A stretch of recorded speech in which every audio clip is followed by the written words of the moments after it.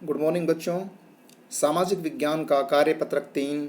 तिथि है आज की 13/7/2021 और उपविषय है हमारा देश भारत। इस कार्यपत्रक में हम जानेंगे हमारे देश की भौगोलिक स्थिति। तो आइए शुरू करते हैं। भारत एक विशाल देश है, अर्थात भारत एक विस्तृत क्षेत्र में फैला हुआ देश है। ये जनसंख्या के मामले में भी और भौगोलिक सीमाओं के मामले में भी, अर्थात क्षेत्रफल के मामले में भी यह एक विशाल देश है। यह उत्तरी गोलार्ध में स्थित है। आप सभी जानते हैं कि पृथ्वी के 2 गोलार्ध हैं।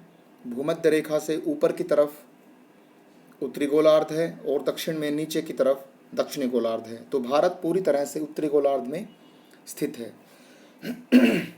इसका मुख्य भाग 8 डिग्री 4 मिनट उत्तर से 37 डिग्री 6 मिनट उत्तर अक्षांश तथा 68 डिग्री 7 मिनट पूर्व से 97 डिग्री 25 मिनट पूर्व देशांतर तक है। यह इसका विस्तार है, अक्षांशीय विस्तार। कर्क रेखा 23 डिग्री 30 मिनट उत्तर में देश को लगभग 2 बराबर भागों में बांटती है। तो भारत के क्षेत्रफल को या भारत की भौगोलिक स्थिति जो है उसको कर्क रेखा 23.5 डिग्री उत्तर में देश को 2 बराबर भागों में, लगभग बराबर भागों में बांटती है। भारत के भूभाग का कुल क्षेत्रफल लगभग 32.8 लाख वर्ग किलोमीटर है। तो प्रश्न ये बनता है कि भारत का क्षेत्रफल कितना है, तो 32.8 लाख वर्ग किलोमीटर। भारत का क्षेत्रफल विश्व के कुल भौगोलिक क्षेत्रफल का 2.4% है। अगर पूरे विश्व को हम 100 से मापें तो 2.4 हमारे देश के पास है। तो इसका मतलब हो गया कि जो कुल भौगोलिक क्षेत्रफल है उसका 2.4% भारत के पास है और भारत विश्व का 7वां बड़ा देश है। भौगोलिक क्षेत्र की बात करें तो भारत विश्व का 7वां बड़ा देश है, लेकिन अगर जनसंख्या की बात करें तो भारत विश्व का चीन के बाद दूसरा देश है। प्रथम स्थान पर चीन है। भारत के अक्षांश और देशांतर का विस्तार लगभग 30 डिग्री है। अक्षांश और देशांतर का विस्तार ये फैला हुआ है 30 डिग्री में, परंतु फिर भी पूर्व पश्चिम का विस्तार उत्तर दक्षिण के विस्तार की अपेक्षा कम प्रतीत होता है। इसका मतलब यह है कि उत्तर से दक्षिण की जो लंबाई है, ये जो खड़ी रेखा है, यह ज़्यादा है पड़ी रेखा से। तो इसका मतलब यह है उत्तर से दक्षिण की लंबाई ज़्यादा है जबकि पूर्व से पश्चिम की चौड़ाई कम है। गुजरात से अरुणाचल प्रदेश के स्थानीय समय में 2 घंटे का अंतर है। अतः 82 डिग्री 30 मिनट पूर्व देशांतर रेखा को भारत की मानक यामोत्र माना गया है, जो कि उत्तर प्रदेश के मिर्ज़ापुर से गुजरती है। कहने का अर्थ यह है कि गुजरात और अरुणाचल प्रदेश का जो समय है उसमें 2 घंटे का अंतर है। आप ऐसे भी समझ सकते हैं कि अरुणाचल प्रदेश में सूर्योदय 2 घंटे पहले हो जाता है, या इस बात को इस तरह से भी कह सकते हैं कि गुजरात में अरुणाचल प्रदेश की अपेक्षा 2 घंटे बाद सूर्योदय और सूर्यास्त होता है। 82.5 डिग्री पूर्वी देशांतर को भारत की मानक यामोत्र माना जाता है। मानक यामोत्र का मतलब है कि यहाँ से टाइम सेट यहीं से होगा सारा का सारा, और यह मिर्ज़ापुर से गुजरती है और मिर्ज़ापुर उत्तर प्रदेश में स्थित है। अक्षांश का प्रभाव दक्षिण से उत्तर की ओर दिन और रात की अवधि पर पड़ता है। कहीं पर दिन की अवधि ज़्यादा होती है, रात की अवधि कम होती है। पृथ्वी के किसी हिस्से पर ऐसा होता है, किसी हिस्से पर ऐसा होता है कि रात की अवधि ज़्यादा होती है, दिन की अवधि कम होती है, और यह अक्षांश विस्तार के कारण होता है। अब आगे आते हैं इसके प्रश्नोत्तर।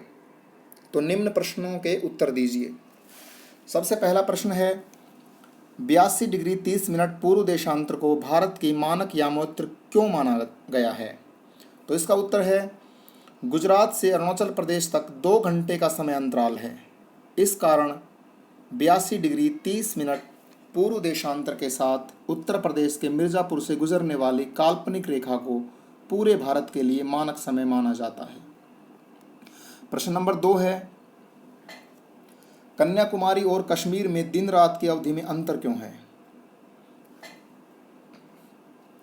तो बच्चों इसका उत्तर होगा, कन्याकुमारी भूमध्य रेखा के काफ़ी निकट है। वहाँ दिन रात की अवधि का अंतर मुश्किल से 1 घंटा है, परंतु कश्मीर भूमध्य रेखा से काफ़ी दूर है, ऊपर है। उत्तरी गोलार्ध में ऊपर की तरफ है, इस कारण वहाँ दिन और रात की अवधि में काफ़ी अंतर है। प्रश्न नंबर 3 है, सूर्योदय अरुणाचल प्रदेश के पूर्वी भाग में गुजरात के पश्चिमी भाग की अपेक्षा 2 घंटे पहले क्यों होता है, जबकि दोनों राज्यों में घड़ी एक ही समय दर्शाती है? स्पष्ट कीजिए।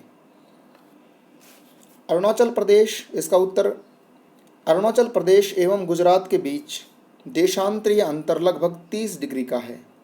इस कारण इन राज्यों में करीब 2 घंटे का समय अंतराल है, परंतु भारतीय मानक समय भारत के मानक मध्याह्न रेखा के समय से लिया गया है, इसलिए दोनों राज्यों में घड़ियां समान समय दिखाती हैं।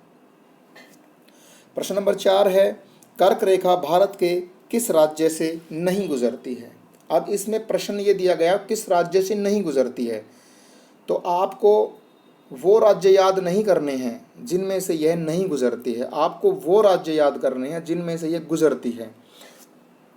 तो यह मतलब कर्क रेखा भारत के 8 राज्यों से होकर गुजरती है और इन राज्यों के नाम हैं गुजरात, राजस्थान, मध्य प्रदेश, छत्तीसगढ़, झारखंड, पश्चिम बंगाल, त्रिपुरा एवं मिजोरम। अब इन 8 राज्यों को छोड़कर, अब इन 8 राज्यों से गुजरती है, तो इन 8 राज्यों के अलावा जितने भी राज्य हैं उनमें से कर्क रेखा नहीं गुजरती है। अब हम इसके ऑप्शन देखते हैं। प्रश्न नंबर 4 के ऑप्शन, क पे है राजस्थान, तो राजस्थान से गुजरती है। ख है छत्तीसगढ़, छत्तीसगढ़ से भी गुजरती है।